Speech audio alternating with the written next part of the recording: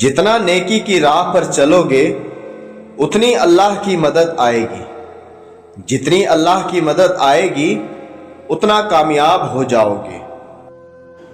انشاءاللہ اللہ رکاوٹیں ہٹائے گا، انشاءاللہ اللہ راستہ نکال کے دے گا، انشاءاللہ اللہ ہماری مدد کرے گا۔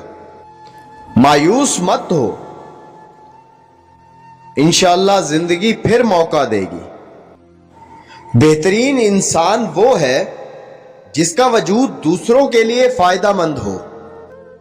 جو شخص اپنی ساری زندگی لگا کر بھی یہ تین چیزیں نہ سیکھ سکا، میں اسے بلا جھجک جاہل کہوں گا۔